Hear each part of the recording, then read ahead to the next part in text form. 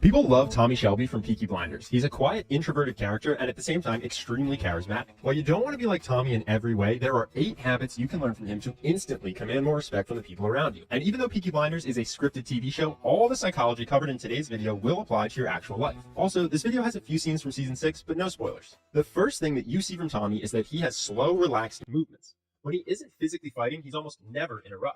For example, notice how slowly Tommy moves in this next clip and how it instantly gives you the sense that he's above feeling intimidated. Talking to you, Mr. Shelby. When you move slowly and comfortably in a situation where most people would be stressed, it shows that you don't feel scared or pressured. Along with his slow movements, there's a second body language habit you saw that helps Tommy appear confident. Tommy is comfortable holding eye contact, even during conflict. Right, he's the oldest, you're the thickest. I'm told the boss is called Tommy, and I'm guessing that's you, because you're looking me up and down like I'm a tart. I want to know what you want. I don't want to die, baby. We talked about this briefly in the Alfie video. The one mistake you could make after watching scenes like this is trying to hold eye contact all the time. But holding eye contact during conflict can actually escalate the tension if neither of you is willing to break. So the goal isn't to never break eye contact. It's just to know what your behavior signals to other people. Hold if you want to show you aren't intimidated. Look down if your priority is to de-escalate. And if you want to diffuse the situation without projecting fear or discomfort, you can hold eye contact for 3 to 5 seconds and then break to the side instead of down.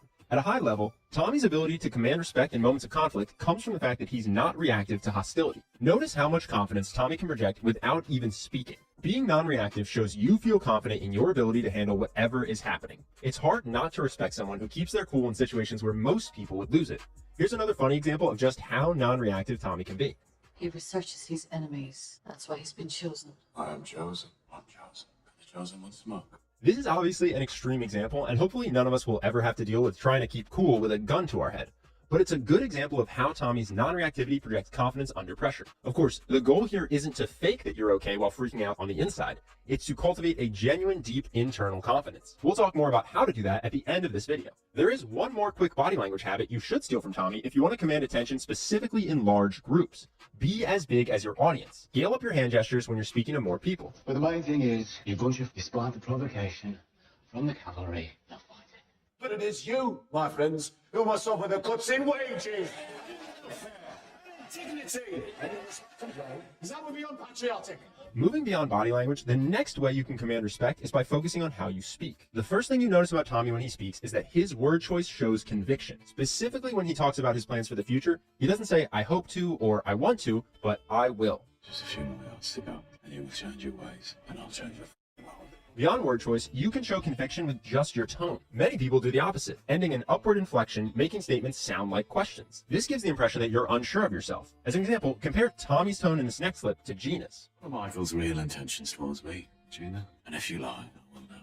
Tommy, he intends to complete the deal. Then you both walk away. So if you want to show conviction with just your tone, end your statements in a downward inflection. Similar to his slow, relaxed body language, Tommy also has a slow speaking cadence and uses pauses between words to hold attention. The pause is the moment when you're not speaking, but ironically, it's the moment you can pull people in. Tommy does this by pausing when you most want to hear what he has to say. You know, Michael, when you're dealing with a very powerful enemy, taking revenge sometimes requires time. You have to pick your moment. That moment will come.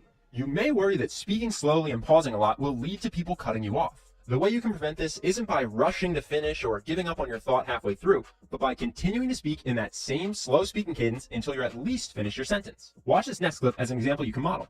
For context, that ticking in the background is a bomb. As a member of Parliament for this constituency, it is my duty to take responsibility for the welfare of my constituents. The clock is still ticking. Consumption of opium is very prejudicial. Now there's one more important thing to cover when talking about why Tommy Shelby commands so much respect.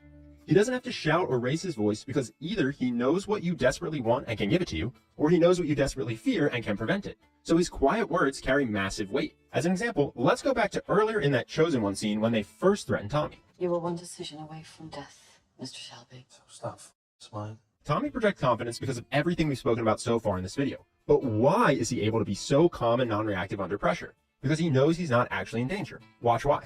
Your name is Irene O'Donnell. You have a son at the Shellywood Road School in Harborne. He has arms on his legs. His name is Sean. He comes last in every race. Poor boy, if the race was important.